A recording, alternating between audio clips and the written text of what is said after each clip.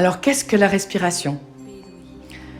Nous allons l'aborder de manière plus anatomique afin que vous puissiez mieux vous accompagner dans votre pratique. Car elle est essentielle et dans notre vie de tous les jours et dans ce que nous allons vivre à travers des mouvements de Qigong ou dans la méditation. La structure de notre respiration autour de nos poumons est remplie de confusion. Ce qu'il faut savoir, et ce que vous pourrez voir sur la petite vidéo qui va s'installer à côté de moi, les poumons, à l'inspire, se dilatent et à l'expire, se rétractent. Ça, on est tous d'accord sur ce mouvement. La seule chose, c'est qu'on a tendance à penser que la respiration monte, les poumons se dilatent vers l'extérieur et vers le haut. Or, oui, ils ont ce mouvement-là, mais ils ont surtout un mouvement de descente vers le bas.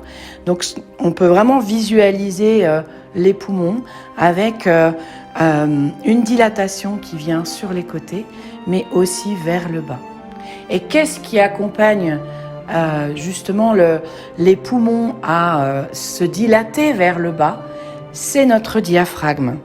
Le diaphragme qui est ce muscle que l'on a sous les basses côtes comme un dôme qui, à l'inspire, va descendre vers le bas et va écarter les côtes flottantes.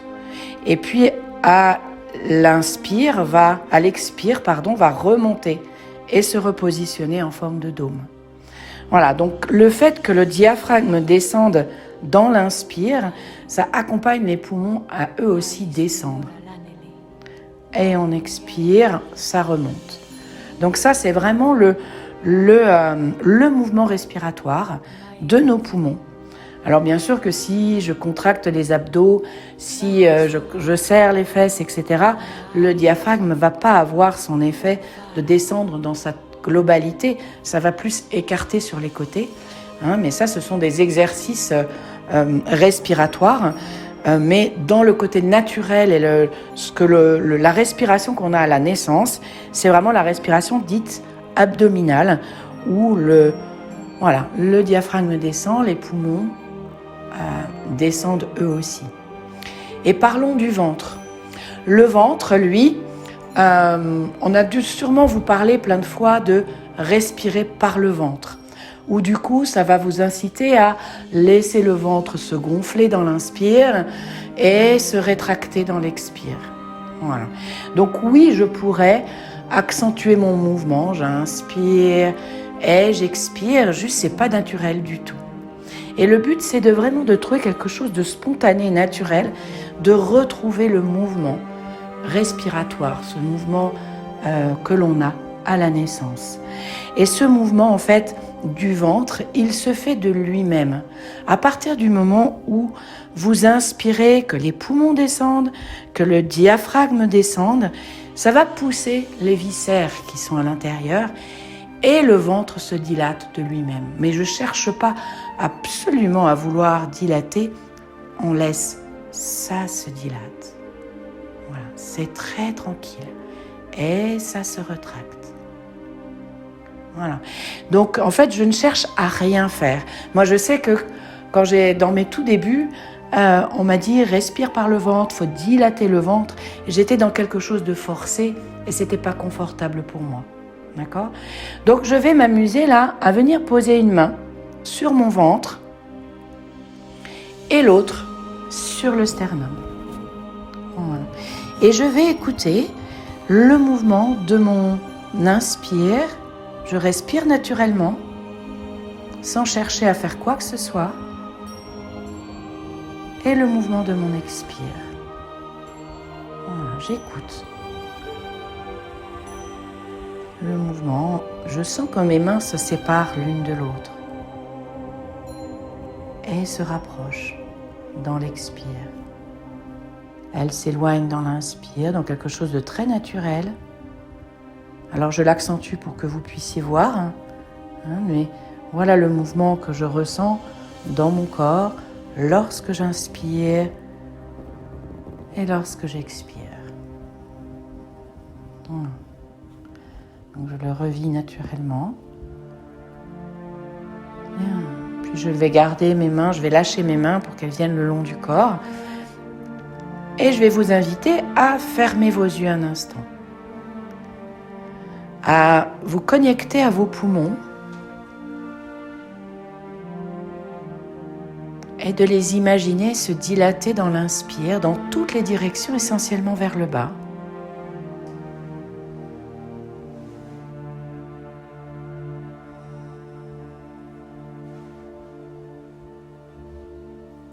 Puis à vous connecter des poumons et votre diaphragme.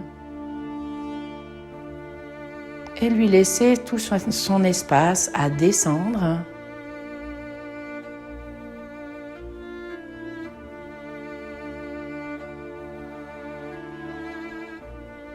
Et à remonter. Et d'écouter le ventre qui suit le mouvement.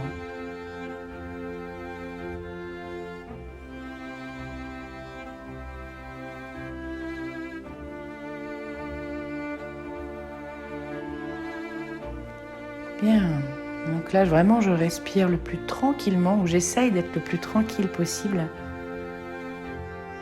que ça devienne le plus naturel possible. Alors il y en a qui vont dire, oui mais moi quand j'inspire, j'ai l'impression que là ça se contracte. À l'inspire et ça se relâche. Alors oui, ça existe, c'est la respiration dite inversée, en médecine chinoise, en Qigong on l'appelle taoïste. Hein, oui, c'est possible, tout est juste. Mais là, c'est de retrouver un espace de la respiration naturelle que l'on a à la naissance, qu'a le bébé à la naissance, la respiration dite abdominale, dite bouddhiste. Voilà. Et cette respiration-là a un impact dans tout votre corps. Il travaille sur tous vos diaphragmes. Si vous avez vos orteils qui sont crispés, si vos pieds sont crispés, vous pouvez le vivre là maintenant. En venant crisper vos pieds, vous allez vous rendre compte que la respiration et qu'ici c'est bloqué aussi. Voilà. Et si je détends mes pieds, il y a quelque chose qui se détend à l'intérieur même sur le plan respiratoire.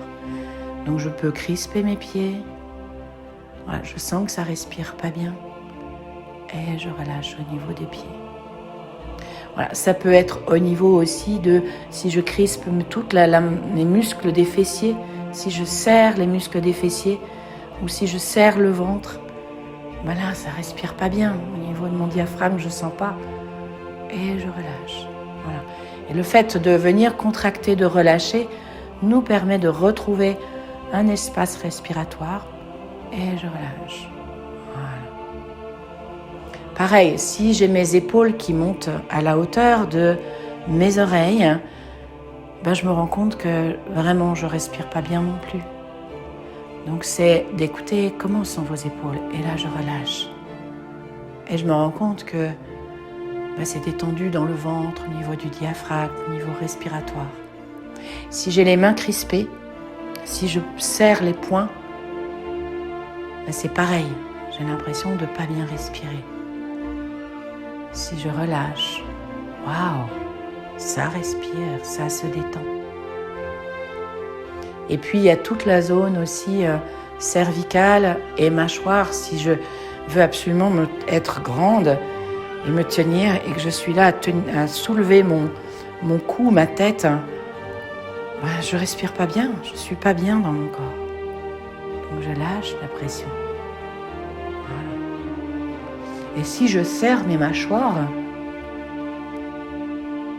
c'est pareil, je respire pas bien. Et je relâche. Voilà, donc c'est pour vous faire prendre conscience que votre corps dans sa globalité a un impact très important sur votre respiration. Et donc je vous invite à regarder cette petite vidéo qui va vous permettre aussi de mieux comprendre tout ce qui se passe au niveau de nos diaphragmes, la masse musculaire. La respiration totale permet de retrouver une parfaite maîtrise de son corps. Elle permet de mobiliser les différents diaphragmes, le plus connu étant le diaphragme thoracique, mais aussi le diaphragme crânien, le diaphragme cervical et le diaphragme pelvien. Ces différents diaphragmes vont stimuler les niveaux, les plexus nerveux, neurovégétatifs qui apparaissent à l'écran progressivement.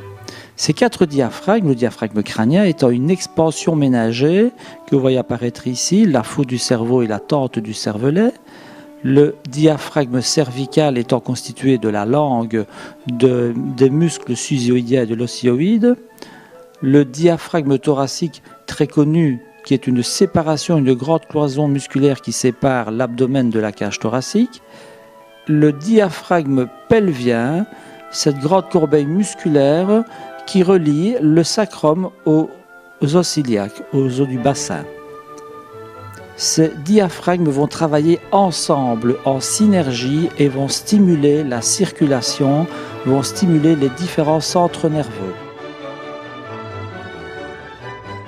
Le diaphragme thoracique, vous voyez, c'est un muscle très intéressant, très important, va descendre à l'inspiration et remonter à l'expiration. Il va mobiliser les viscères, les intestins, le foie, le pancréas, la vessie, et ces viscères vont descendre à l'inspire et remonter à l'expire et vont stimuler le diaphragme pelvien. Vous voyez la dynamique, la mobilisation de toute la colonne lombaire lors de la respiration. Vous voyez ces viscères qui descendent lors de l'inspiration et qui remontent lors de l'expiration. Le diaphragme et la respiration vont jouer un rôle de brassage des viscères. Tous les muscles se mettent en action lors de la respiration, les muscles dans le dos, les muscles au niveau de la gorge, au niveau de la mâchoire, au niveau de la nuque, les côtes se mobilisent, elles s'écartent à l'inspiration, elles se rapprochent à l'expiration.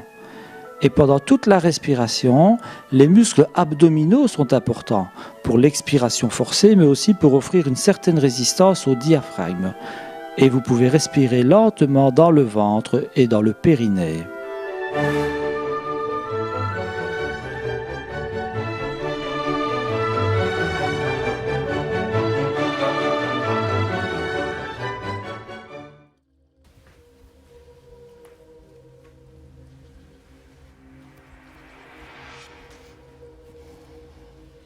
Donc voilà, vous avez pu regarder cette vidéo qui est très simple à comprendre, que vraiment à partir du moment où vous êtes détendu, d'où le déverrouillage, détendu dans votre corps, la respiration s'installe d'autant mieux.